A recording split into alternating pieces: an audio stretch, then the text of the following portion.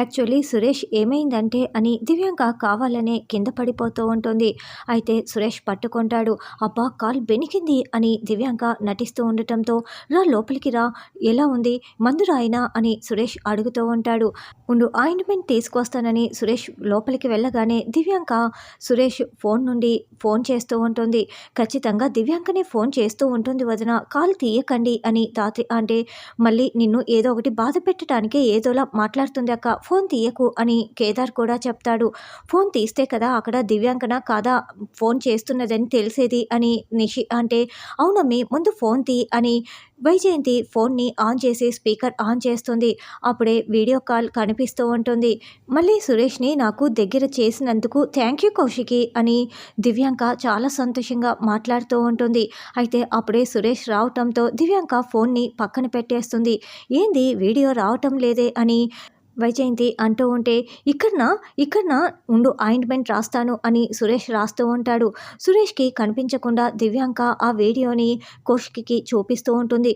అవ్వ చూసావా కౌశికి, ఇక్కడ నుండి పోయి కాసేపు కూడా కాలేదు అప్పుడే దివ్యాంక కాలికి ఎలా మసాజ్ చేస్తున్నాడు, ఏంది అబ్బి ఎలా తయారైపోయాడని వైజయంతి అసలు ఇంకా మీకు ఇదంతా చూస్తూ ఎలా ఉండాలనిపిస్తోంది వదిన అని నిషి ఇష్టం వచ్చినట్లు మాట్లాడుతూ ఉండటంతో వెంటనే ఫోన్ ఆఫ్ చేసి కౌశికి బాధపడుతూ లోపలికి వెళ్తుంది. ఎప్పుడు ఏం మాట్లాడాలో కూడా తెలీదా అంటూ ధాత్రి కేదార్ నిషి వాళ్ళని చీకొట్టి డోర్ గడియ పెట్టుకున్న కౌశికి దగ్గరికి వెళ్ళి అక్క ఒక్కసారి డోర్ తెరు, మేము చెప్పేది విను అని కేదార్ ధాత్రి అడుగుతూ పిలుస్తూ ఉంటారు. చూడు అక్కడ వీడియోలో చూస్తున్నట్లు బావకి అసలు తెలీదు ఇది దివ్యాంక కుట్ర అని కేదార్ ధాత్రి చెప్తూ ఉంటే నేను చూస్తున్నదైతే నిజమే కదా, అసలు అలాంటివన్నీ పార్టీకి పిలవాలనుకోవట్లేదు, నన్ను వదిలేయండి ప్లీజ్ అని కౌశికి అంటుంది.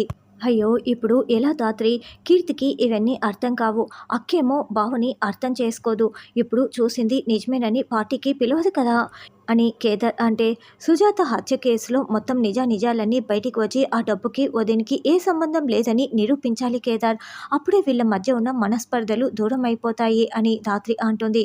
సరే అన్నయ్యకి మనమే ఫోన్ చేసి రమ్మని చెప్దాంలే అని ధాత్రి చెప్తుంది. థ్యాంక్ యూ సురేష్, నీకు నాపై చాలా ప్రేమ ఉంది అని దివ్యాంక అంటే చూడు నా ఇంటికి వచ్చావు కింద పడిపోయావు అందుకే నేను నీకు సహాయం చేశాను, అంతేకాని ఇది ప్రేమ మాత్రం కానే కాదు, నా ప్రేమ ఎప్పటికీ కూడా కౌశికి మీదే మాత్రమే ఉంటుంది, మా మధ్య దూరం పెరిగిందని అది నీపై ప్రేమగా మారుతుందని మాత్రం ఎప్పుడూ అనుకోకు, ఇంకెప్పుడు నా ఇంటికి రావద్దని చెప్పే అవసరం నాకు ఉన్నా కూడా నాకు సంస్కారం ఉంది కాబట్టి నేను చెప్పటం లేదు, నువ్వే అర్థం చేసుకొని ఇంకెప్పుడు ఇక్కడికి రావని నేను అనుకుంటున్నాను వెళ్ళు అని సురేష్ చెప్తాడు. నువ్వు ఎంత మారిపోయావు సురేష్, అసలు కాలేజ్ డేస్లో నిన్ను చూసిన సురేష్ వేరు, ఇప్పుడు చూస్తున్న సురేష్ వేరు, కౌశికి నిన్ను పూర్తిగా మార్చేసింది, తన ప్రేమ మాత్రమే ఉండాలని ఇలా చేస్తుంది కదా, నువ్వే ఏదో ఒక రోజు అన్నీ అర్థం చేసుకొని నా దగ్గరికి వస్తావు చూస్తూ ఉండు అని దివ్యాంక వెళ్తుంది. అక్క కీర్తి పాప కూడా తినలేదు, నువ్వు తింటేనే తింటుంది రా అక్క భోజనానికని కేదార్ పిలవటంతో కౌశికి కీర్తి హాల్లోకి వస్తారు. ఏందమ్మి అసలు ఒకే ఒక్క గొడవతో వీళ్ళని ఇంతకుముందు 8 ఏళ్ళు దూరంగా పెట్టాము, ఈ జగదాత్రి కేదార్లు ఇంటికి వచ్చిన దగ్గర నుంచి మనం ఎన్ని గొడవలు పెట్టినా మళ్ళీ వీళ్ళు తిరిగి 8 గంటల్లో దగ్గరైపోతున్నారు, ఇప్పుడు ఏం చేద్దాము, రేపు సురేష్ ఇక్కడికి పార్టీకి వస్తే ఏం చేద్దాం అని వైజయంతి అంటే అత్తయ్య దివ్యాంక వేరొక ప్లాన్లో ఉందంట, మీరు ధైర్యంగా ఉండండి అని నిషి అంటుంది. కౌశికి అన్నం తింటూ ఉంటే దివ్యాంక గిఫ్ట్ పట్టుకొని లోపలికి వస్తుంది. ఏయ్ మళ్ళీ ఎందుకు నా ఇంటికి వచ్చావు అని కౌశికి అడ్డుపడుతూ అరుస్తూ ఉంటే నువ్వు బాధపడకు కౌశికి, నేను ఎంట్రీ ఇచ్చి 1 వీక్ కూడా కాలేదు అప్పుడే నువ్వు ఇలా భయపడిపోతూ ఉంటే ఎలా, ఏం పర్వాలేదులే, నీ బర్త్డేకి ఎలాగూ నువ్వు బయట ఉండవని చెప్పి నీకు గిఫ్ట్ ఇచ్చి వెళ్దామని వచ్చాను అని దివ్యాంక అంటే ఏంటి క్రిమినల్స్ ఎక్కువ రోజు బయట ఉండరు కదా, మా వదిన ఇక్కడే ఉంటుంది కానీ నువ్వే బయట ఉండవు దివ్యాంక, మా వదిన బర్త్డేకి స్పెషల్ పర్మిషన్తో కేక్ ముక్కని నేను నీకు జైలుకే పంపిస్తానులే అని ధాత్రి అంటే అవును కరెక్టేనని కేదార్ అంటాడు. ఇంటికి వచ్చి మరీ ఈ అమ్మి ఇలా తిట్టించుకుంటూ ఉందే అని వైజయంతి అంటుంది. అత్తయ్య నేను ఈసారి ఎవరూ చూడకుండా వీడియో రికార్డింగ్ తీస్తున్నానులే, ఈ దివ్యాంక ఏదో పెద్ద ప్లానింగ్తోనే వచ్చింది చూస్తూ ఉండండి అత్తయ్య అని నిషి వీడియో రికార్డింగ్ చేస్తూ ఉంటుంది. నేను ఇందాకే పోలీసులతో మాట్లాడి వచ్చాను కౌశికి, నీ గురించి జైల్లో పెట్టడానికి వాళ్ళు చాలా స్పీడ్గా ఆధారాలన్నీ సేకరిస్తున్నారంట, నువ్వు ఎలాగూ తినేది చిప్ప కూడే కదా! అందుకే నీకు ఒక కాస్ట్‌లీ ప్లేట్‌ని గిఫ్ట్‌గా ఇవ్వటానికి వచ్చాను. ఏంటి నువ్వు తీసుకోవా? సరే నీ కూతురికి ఇస్తాను కీర్తి ఇదిగో తీసుకో అని దివ్యాంక ఇస్తూ ఉంటే, ఏయ్! అంటూ కౌశికి దివ్యాంక చేతిలో ఉన్న ఆ గిఫ్ట్ ప్యాక్‌ని తీసుకొని విసిరి పడేస్తుంది.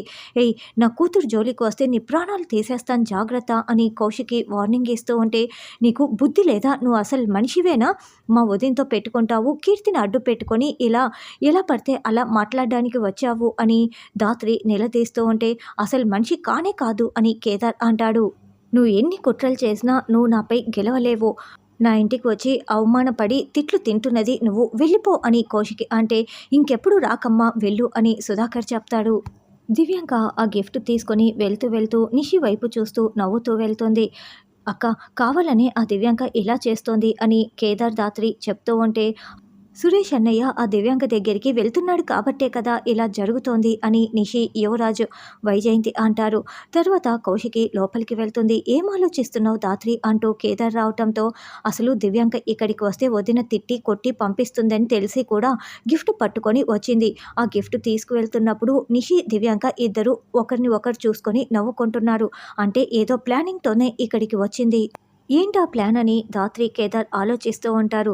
తర్వాత దివ్యాంక నిషికి ఫోన్ చేస్తుంది. ఆ వీడియో నాకు సెండ్ చేయి అని చెప్పడంతో, నిజంగానే ఆ గిఫ్ట్ నీకు సురేష్ అన్నయ్య ఇచ్చి పంపించాడా అని నిషి అడుగుతూ ఉంటే, అంతకుముందు జరిగిన సంఘటన చూపిస్తూ ఉంటారు. ఏంటి సురేష్ ఇది నువ్వు కీర్తి కోసం తయారు చేసిన గిఫ్టా? ఎలాగూ కౌశికి నిన్ను పిలవదు కాబట్టి నేను వాళ్ళ ఇంటికి వెళ్తాను. కీర్తికి నీ తరపున ఈ గిఫ్ట్ నేను ఇచ్చి వస్తాను అని దివ్యాంక సురేష్ దగ్గర ఉన్న గిఫ్ట్ పట్టుకు వచ్చి ఈ నాటకమంతా ఆడి ఉంటుంది.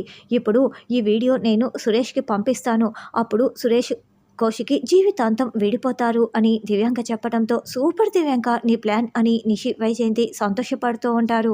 సురేష్ నువ్విచ్చిన గిఫ్ట్ నేను కౌశికికి ఇస్తూ ఉంటే నన్ను కొట్టి తిట్టి పంపించేసింది. నువ్వు నమ్మవని వీడియో కూడా తీసి పెట్టాను. అది నీకు పంపిస్తున్నాను చూసుకో అని వాయిస్ మెసేజ్ పెట్టి వీడియోని పెడుతుంది. అదంతా చూసేసి సురేష్ చాలా బాధపడుతూ ఉంటాడు. బాయ్ మొత్తం ఎంక్వైరీ చేశాను ఆ మీరా గురించి ఎక్కడ డీటెయిల్స్ తెలియలేదు అని అభి చెప్తుంటే, మొత్తం ఎంక్వైరీ చేశాం కానీ మనం జైల్లో ఎంక్వైరీ చేయలేదు కదా, ఇదంతా జేడీ చేయిస్తూ ఉందేమో, జైలర్కి ఆ మీరా ఫోటోని పంపు మొత్తం డీటెయిల్స్ తెలుస్తాయని మీనన్ చెప్పగానే వెంటనే అభి ఆ పనిని పూర్తి చేస్తాడు. ఆవిడ పేరు బొబ్బిల్ ధనలక్ష్మి అంట. ఏదో చీటింగ్ కేసులో జైల్లో ఉంటే సాధు నాయక్ వాళ్ళు విడిపించి ఇదంతా చేశారంట అని అభి వివరం చెప్పడంతో, వావ్ జేడీ వా ఏమి నాటకం ఆడుతున్నావు, ఇప్పుడు చూడు నేను కూడా నాటకం ఆడతాను అని మీనన్ అంటూ, ఇప్పుడు మన సెటప్ గెటప్ మొత్తం మారిపోవాలి, ధనలక్ష్మి నీ మొగుడు వస్తున్నాడే అని మీనన్ చెప్తూ ఉంటాడు. తర్వాత డ్రాగన్ మీనన్ని జనాలందరూ కూడా రాళ్లతో కొట్టిన వీడియోని చూసుకుంటూ, నాతో పెట్టుకుంటే ఇలాగే ఉంటుంది మీనన్ అని కాలు మీద కాలు వేసుకొని కాళ్ళు బార్లా చాపుకొని తింటూ వీడియోలు చూసుకుంటూ ఉంటే, ధాత్రి, కేదార్ అక్కడికి వచ్చి కోపంగా చూస్తూ ఉంటారు. ఏంటి నాకు ఎక్కడ చూసినా ఆ జేడీకేడి పోలీసులే కనిపిస్తున్నారు అని డ్రాగన్ అంటే, జేడీకేడి మరింత సీరియస్గా చూస్తూ ఉంటారు. మేడం మీరు నిజంగానే వచ్చారా అంటూ డ్రాగన్ లేచి నిలబడుతుంది. ఇది నీకు మరీ ఓవర్గా అనిపించటం లేదా? మేము వచ్చింది కూడా నీకు తెలియలేదా అని ధాత్రి, కేదార్ అంటే, స్పెషల్ క్యారెక్టర్ కదా అందుకే మేడం కొంచెం ఎక్కువ చేస్తున్నాను లేండి అని, చూడండి మీనన్ని జనాలు ఎలా కొడుతున్నారో అని డ్రాగన్ వీడియోలో చూపిస్తూ ఉంటుంది.